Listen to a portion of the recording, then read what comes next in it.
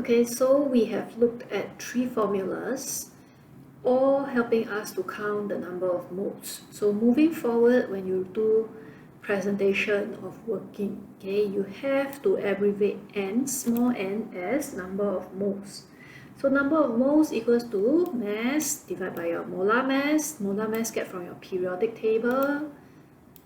Okay, and then number of particles divided by your 6 times 10 to the power 23, your Avogadro constant, and then volume of gas, right, divided by 24 dnq. Okay, so linking up all three equations together, we can try some checkpoint below. Okay, a sample of sulfur trioxide has a volume of 6 dm cube. So sulfur trioxide, SO3, 6 dm cube. So with this, you should know that the thing I can count is your volume, right? They give you the volume 6 dm cube. If I use 6 volume divided by 24, your molar gas volume, you get 0.250 moles. Okay, so calculate the amount. This amount really means how many moles are there. Okay, 0.250. Okay, calculate the number of molecules. So counting this number of molecules, and now I want to find this. I have 0.25. The mole is equals to 0.25. Right? So 0.25 equals to this. So make the number of molecules the subject. Bring the divide over to this side and it becomes times. So 0.25 times your Avogadro constant. You get 1.5 times 10 to the power 23 molecules of SO3. Okay, what's the mass of the sample? So now question asks me to find the mass.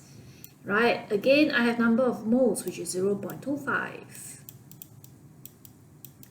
Okay, so to find the mass, bring this 0.25 times your molar mass, right? So 0.25 times 32, this is the mass of sulfur, plus 16 plus 16 plus 16. Okay, and this will add up to 20 grams. So the mass of SO3 in 6 dm cube is 20 grams. Make sure you put in your unit. Okay, in another example where we use all the equations that are given, okay, a hot air balloon has a mass of 100 grams of gas X.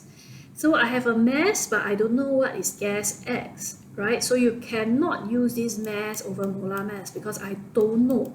In fact, I'm supposed to find what is the molar mass of X. Okay, this mass occupies 600,000 cm cube. So I have the volume, and then if I take 600,000 divided by 24,000, I can get the mole. So 600,000 divided by 24,000, you get 25 moles. Okay, and I represent the nx. So the small n represents the number of moles. Okay, so I have the number of moles already, and then the question essentially is asking me to identify X. So identify X by finding the molar mass. Okay, so I have 25 moles, okay, equals to the molar mass, and then I have the mass, which is 100 grams.